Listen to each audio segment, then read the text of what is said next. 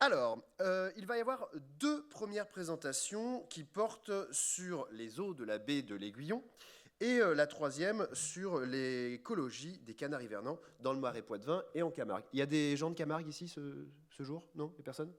Oh, il y en a un. En visio, il y en a. Oui, mais il y en a un qui a fait le déplacement. C'est bien, bravo. Et la première présentation de la journée portera sur la dynamique à grande échelle des échanges de CO2 atmosphérique au sein de la zone côtière des Pertuis charentais. Et ça aborde une technique qui sera prochainement utilisée dans la baie de l'Aiguillon, justement pour mesurer ces flux de CO2. Ah bah bravo! Cette étude fait suite à une précédente étude qui portait sur la qualité des eaux de la baie de l'Aiguillon et qui a été réalisée également dans le programme Life Baie de l'Aiguillon en partenariat avec nos amis de l'Ifremer et la réserve de la baie de l'Aiguillon. Ça va commencer par un film introductif intitulé Qualité de l'eau en baie de l'Aiguillon et ensuite nous aurons nos intervenants. Notre intervenant, je crois qu'il n'y en a plus qu'un. Ce sera Pierre Polsonner, c'est bien ça. Eh bien, c'est le moment de lancer la vidéo Qualité de l'eau en baie de l'Aiguillon. Il y en a pour quelques minutes. Installez-vous confortablement, je reviens.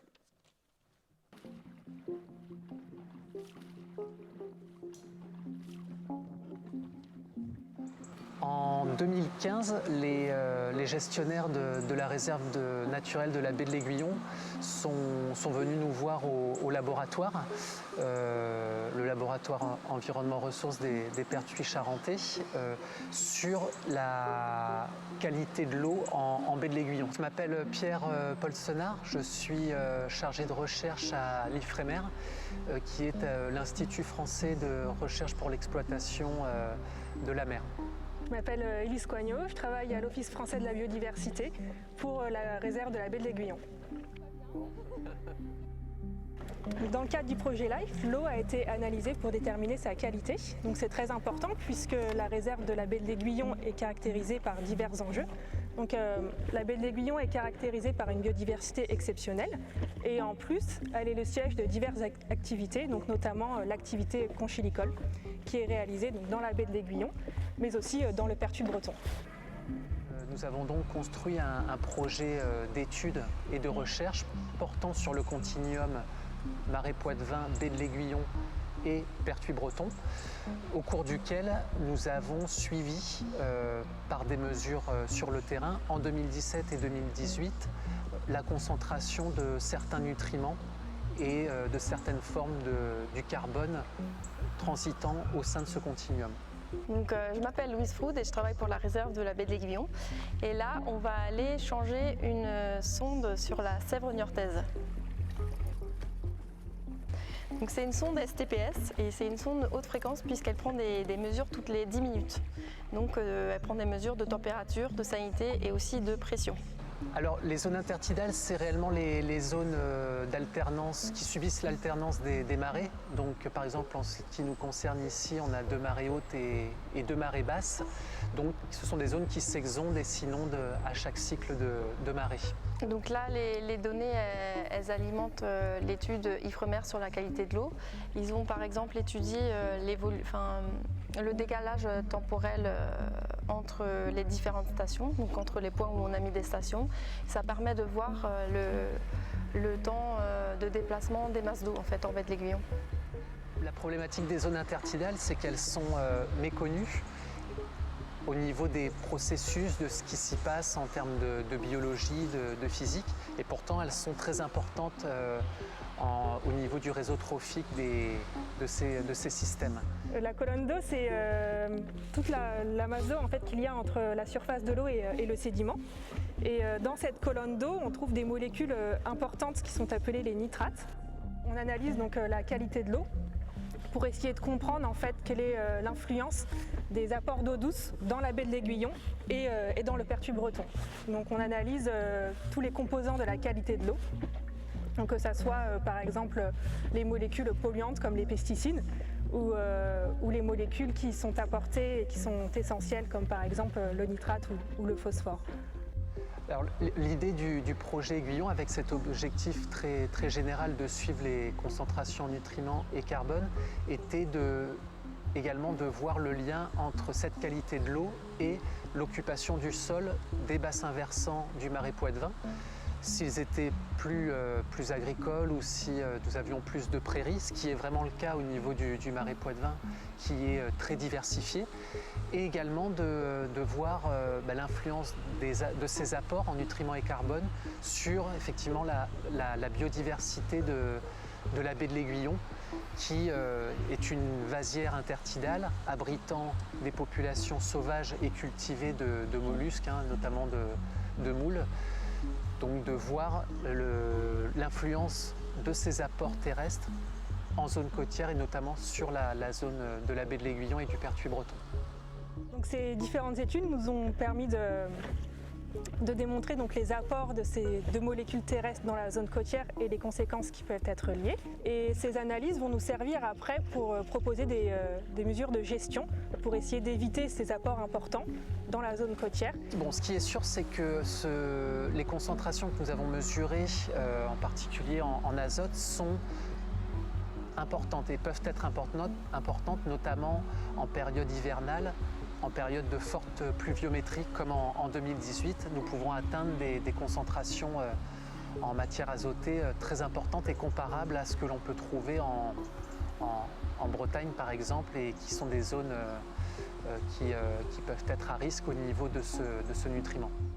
Donc les différentes mesures de gestion qui vont être proposées, donc notamment la mise en place de haies, de talus, de zones humides artificielles, vont engendrer une diminution des molécules terrestres apportées dans la zone côtière et de ce fait une meilleure qualité de l'eau dans la baie de l'Aiguillon et dans le Pertuis breton, ce qui aura des bénéfices pour la biodiversité et pour les différents usages, notamment la conchyliculture et la pêche. Un certain nombre d'études ont déjà montré que ces zones étaient capables de séquestrer du carbone autant que des forêts, pour montrer vraiment l'importance, et ceci à l'échelle globale. Et la problématique de ces zones, c'est qu'elles présentent une telle variabilité spatiale et temporelle qu'elles restent méconnues, et notamment les processus qui gouvernent cette séquestration de carbone et les flux qui transitent entre l'atmosphère et la colonne d'eau ou les sols des marais, par exemple. D'où l'importance de mettre en place des études et de s'intéresser à ces systèmes pour mieux les connaître et mieux connaître leur rôle au sein du cycle global et des cycles régionaux du carbone dans cette problématique de changement global. On essaye de sensibiliser le grand public, mais aussi les différents élus et les différents acteurs du Marais Poitevin et décideurs pour essayer vraiment de sensibiliser sur les différents polluants qui peuvent se retrouver dans la zone côtière, les conséquences sur la biodiversité et les usages, et de proposer donc à terme des mesures de gestion pour essayer d'éviter ces effets négatifs. Mais c'est top!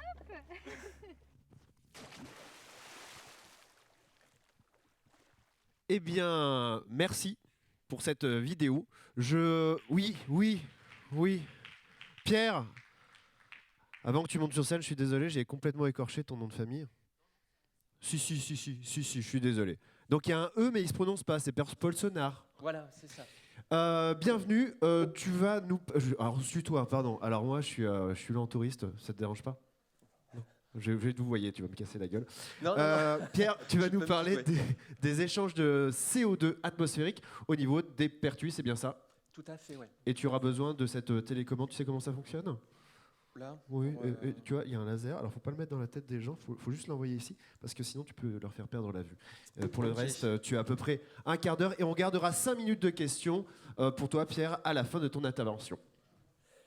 Ben, merci beaucoup, Mathieu, pour cette introduction. Et donc je vais rentrer directement dans le vif du sujet pour vous parler de la dynamique à grande échelle, hein, j'espère que vous m'entendez bien, donc de la dynamique à grande échelle des échanges de CO2 atmosphérique au sein de la zone côtière des Pertuis charentais.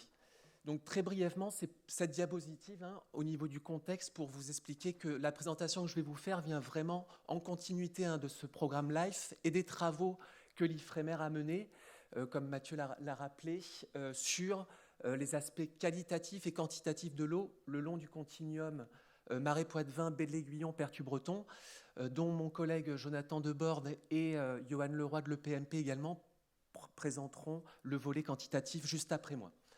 Alors, par rapport au métabolisme et les échanges de CO2 atmosphérique au sein d'un écosystème copié. Donc, si vous me suivez pas à pas au niveau de ce schéma et que vous prenez la partie gauche uniquement, vous pouvez voir en fait que ce que l'on appelle l'échange net de l'écosystème, hein, NEE, eh bien, cela correspond au flux de CO2 entre l'atmosphère et un écosystème côtier que nous allons pouvoir mesurer.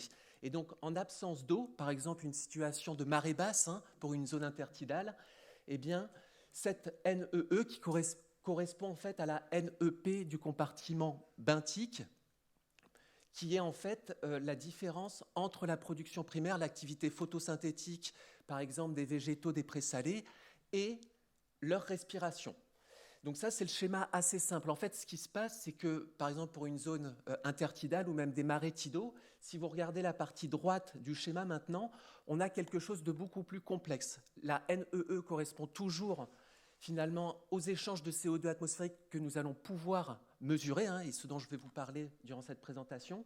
Par contre, eh bien, ces échanges de CO2 atmosphérique vont correspondre cette fois-ci à la production donc à la fois de ce qui se passe dans la colonne d'eau, donc des organismes photosynthétiques de la colonne d'eau, mais aussi et toujours de ce qui est des organismes au niveau donc, de l'interface benthique.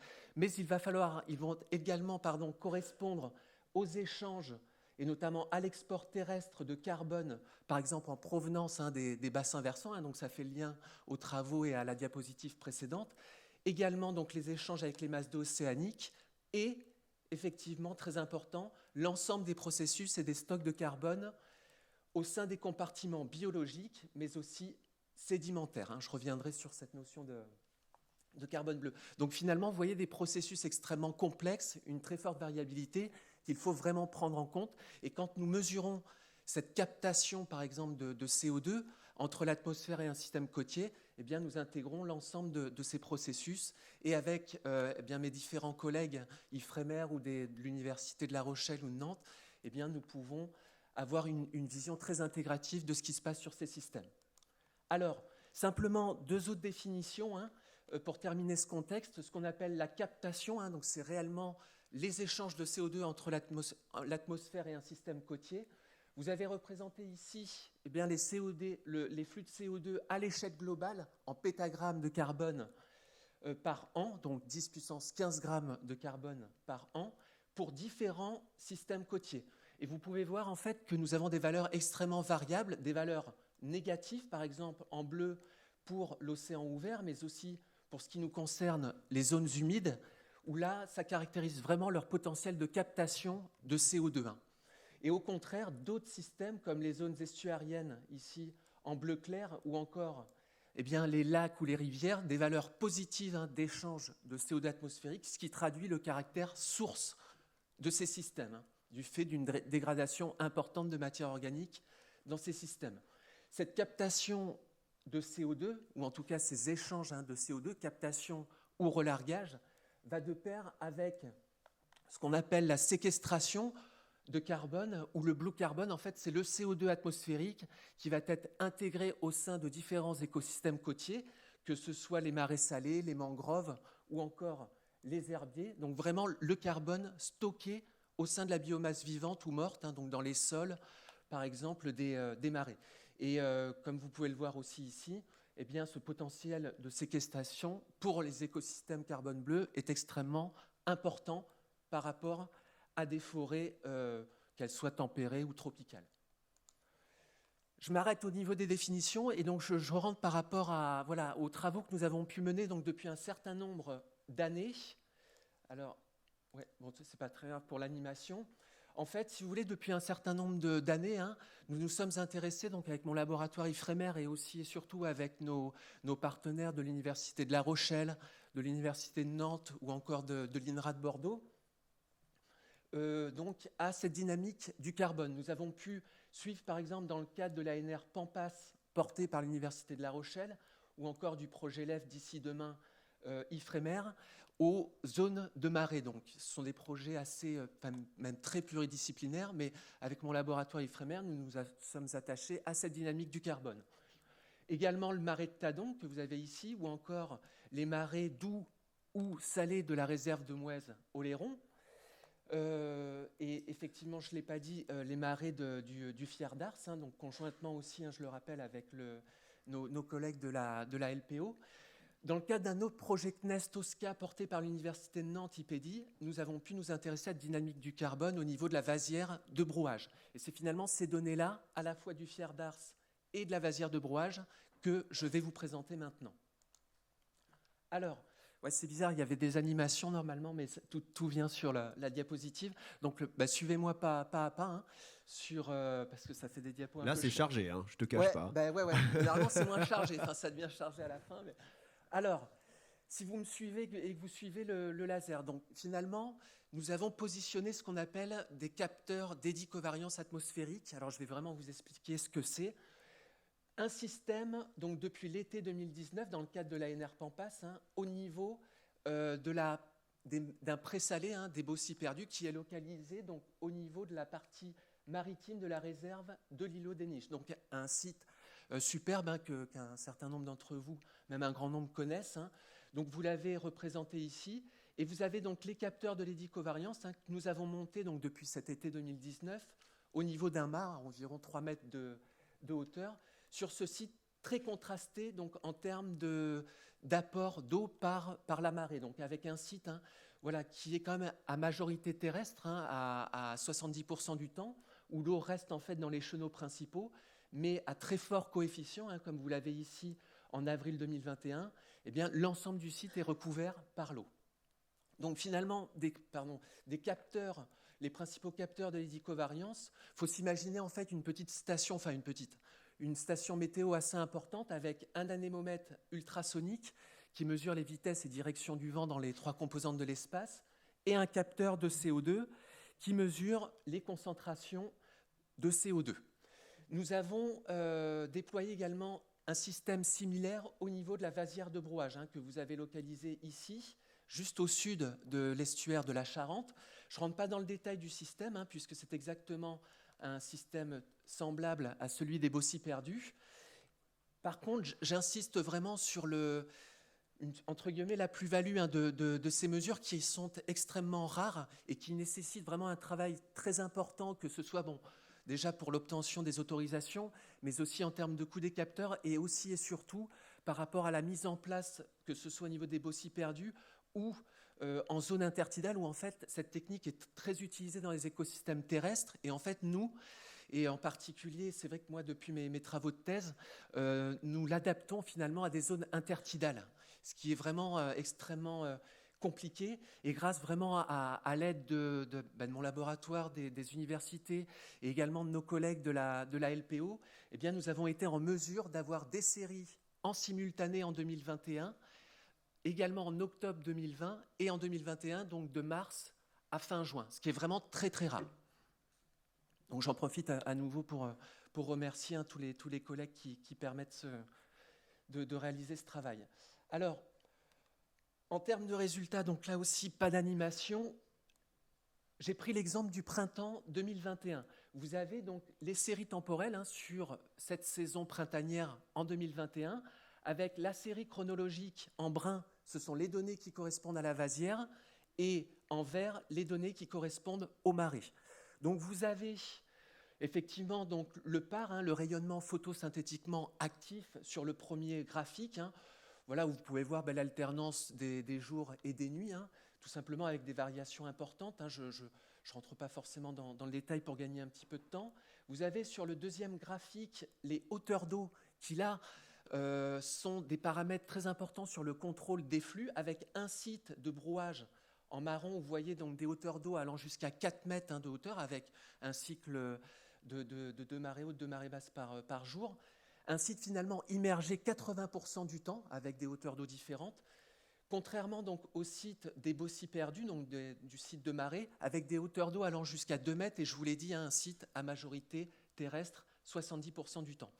Je vous ai également présenté les directions du vent. Je reviendrai aussi à la fin de cette présentation sur l'importance de la direction du vent sur les flux que nous mesurons, puisqu'en fait, il faut vraiment s'imaginer que ces mesures de CO2 à grande échelle, je reviendrai aussi sur cette notion de grande échelle, eh bien, vont forcément dépendre de la direction du vent, cette direction du vent, effectivement, couvrant des habitats très différents sur le secteur où nous mesurons ces flux. Vous inquiétez pas, je reviendrai sur ces notions un petit peu plus dans le détail après. Et finalement, sur le graphique du bas, eh bien, les flux de CO2 entre l'atmosphère et nos systèmes de marée et de vasières, que ce soit entre l'atmosphère et l'eau à marée haute ou l'atmosphère et les sols ou la vasière, les sédiments à marée basse. Ne regardez pas forcément les valeurs moyennes, je reviens juste après, mais simplement pour vous montrer une très forte quand même variabilité, et cette variabilité aux différentes échelles, que ce soit l'échelle tidale des marées, diurnes entre le jour et la nuit, et effectivement au niveau des saisons. Donc des valeurs de flux compris entre 20 et moins 30 micromoles par mètre carré par seconde. C'est ce que je vous ai représenté ici. Bon, c'est vraiment dommage pour les... J'espère que vous n'êtes pas trop perdus là par rapport aux animations. Pierre, l'horloge me dit qu'il reste 1 minute. Je t'en laisse un peu plus, évidemment. Je suis à 11 minutes, moi. T'es à 11 minutes ? Ouais. Pourquoi mon horloge, elle me dit... Et tu m'avais dit 15. Ah mais on est déjà à la bourre. Mais je me dépêche. Non, mais ensuite, peut-être on prendra un peu moins de questions du coup à la fin. On mange sur le temps des questions si ça vous dérange pas. Comme ça, tu vas jusqu'au bout. Okay. Pardon, cette intervention. Non, c'est moi. Vous avez représenté sur ce graphique, ce qui va très certainement vous intéresser aussi, les flux moyens, toujours donc en micromoles par mètre carré par seconde sur ce graphique, pour la vasière avec ce figuré et pour le marais avec cet autre figuré, pour l'ensemble des 4 saisons, donc l'automne en marron, l'hiver en blanc, le printemps en vert et l'été en jaune. Et vous avez la moyenne pour l'ensemble de la période, les environ 110 jours de mesure que nous avons réalisés sur 2020 et 2021 en simultané sur les 2 sites. Vous pouvez voir en fait que des valeurs négatives en moyenne, ce qui veut vraiment dire que ces systèmes en fait captent du CO2 de l'atmosphère vers ces systèmes. Effectivement, on a des puits les plus importants au printemps, vous le voyez très bien ici, et plus faibles en été, du fait donc des températures qui augmentent et de la respiration de ces écosystèmes plus importants, et donc du coup une captation plus faible. Vous voyez également des différences donc, entre les saisons, j'en ai parlé, et également entre les sites. Effectivement, même si on a des différences donc, en termes, tantôt le puits assuré par le marais sera plus important que la vasière, par exemple pendant l'hiver et le printemps. De façon générale, en moyenne sur 2020-2021, on a un puits assuré par le marais plus important que le puits assuré par la vasière. Et si vous avez des valeurs un petit peu à retenir là, par rapport à cette présentation, c'est que sur l'année 2020, donc je sors là de 2020-2021 et de ces mesures simultanées, mais sur toute l'année 2020, le marais des Baucis perdus ont assuré une captation de moins 485 grammes de carbone par mètre carré par an, ce qui correspond donc à environ moins 18 tonnes de CO2 équivalent par hectare et par an. Donc là encore, je souligne ce comportement puits de ce système. Et j'ai repris donc la comparaison que Benjamin Hamann et avec Éric Chaumillon et leurs équipes citent souvent par rapport à l'émission donc d'un Français en moyenne par an qui était d'environ 9 tonnes de CO2 par équivalent par an, sachant qu'une voiture en émet 2. Donc ça vous montre là encore ce potentiel. Et finalement, sur nos mesures en simultané, en 2020-2021, sur ces 115 jours de mesure, le marais et la vasière ont capté 230 et 99 grammes de carbone par mètre carré.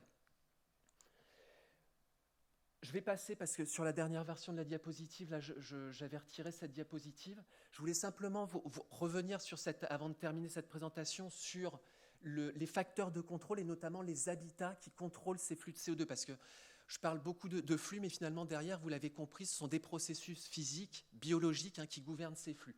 Si vous regardez ce qui se passe, en fait, sur la gauche de cette diapositive, vous avez représenté ce qu'on appelle le footprint de nos mesures au Baucis perdu, sachant que la station d'Hédicovariance est localisée ici.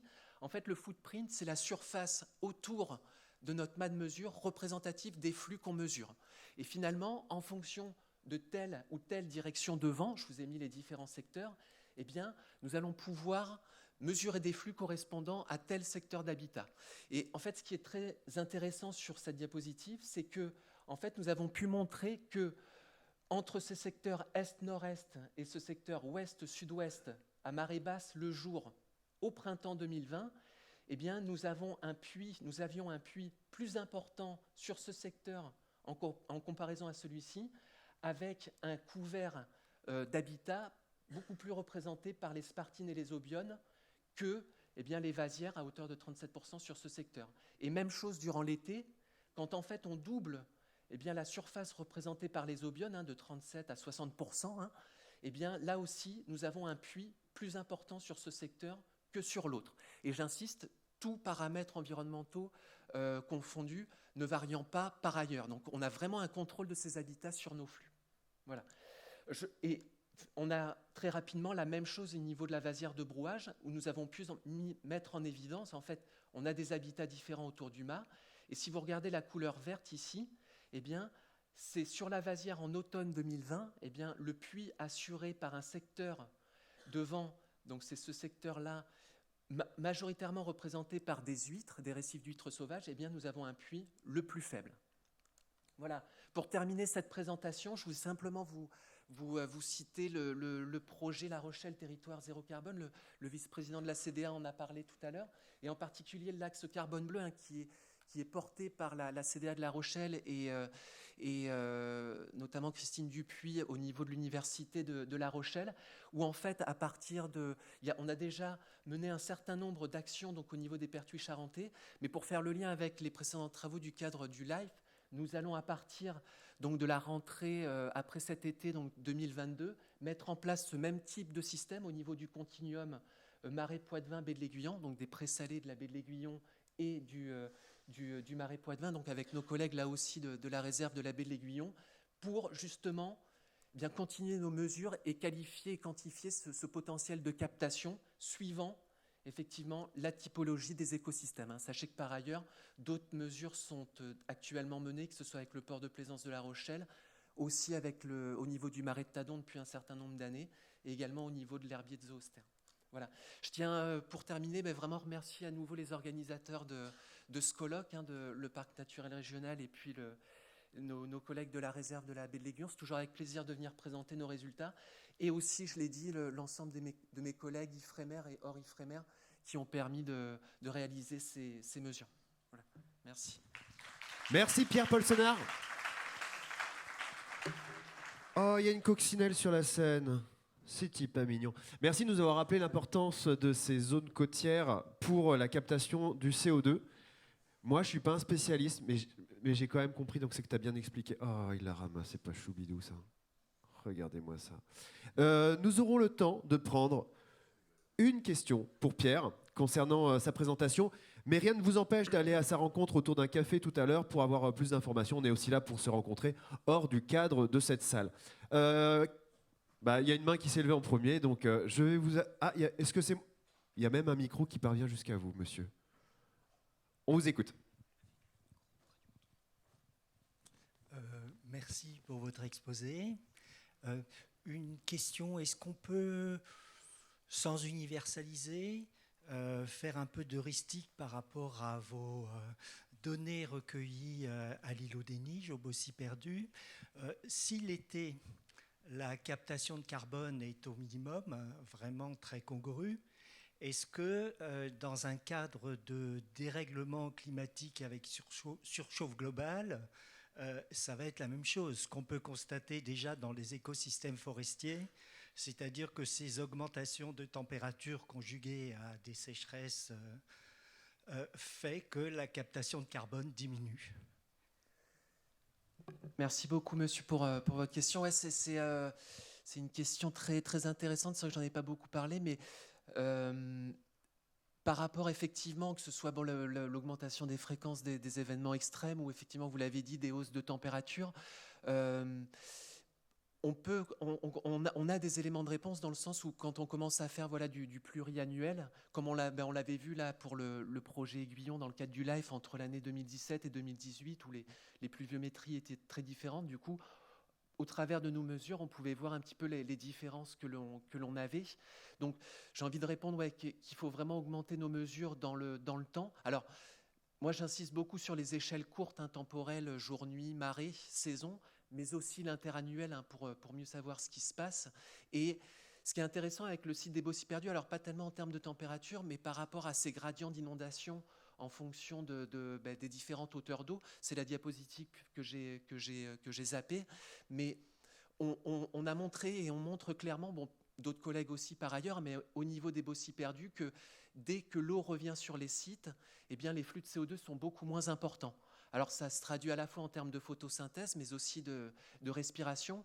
Et c'est vrai qu'avec avec mes collègues, et puis je pense aussi notamment là au post-doctorat de Marie Arnaud, là, avec qui on travaille, on montre clairement on a fait des expériences en 2021 montrant cet effet de gradient d'inondation sur nos flux de CO2. Et donc si on se projette par rapport à la hausse du niveau marin sur ces zones de marée, et puis je pense que Eric tout à l'heure avec Laura, je crois, reviendront là sur ces aspects-là aussi. On peut justement au travers de ce site, alors c'est simplement les variations de hauteur d'eau dans le cadre d'un cycle de marée, mais on peut se projeter aussi, par exemple, si le site des Bossis perdus devient de plus en plus inondé en termes de fréquence et de durée, on peut avoir des éléments de réponse sur comment, du coup, varieront les flux de CO2. Voilà. Merci beaucoup, Pierre. On peut encore l'applaudir pour cette présentation.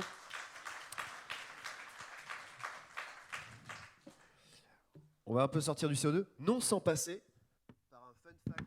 On m'entend ? Un fun fact que j'ai vu sur Twitter. Valérie Masson-Delmotte, que je suis sur Twitter, a fait aujourd'hui sa mesure la plus élevée en intérieur de CO2. Elle a mesuré une salle de classe dans un lycée à plus de 4000 ppm. Donc voilà, c'est juste pour vous dire à quel point les lycéens respirent leur propre... Bref, c'est dégueu.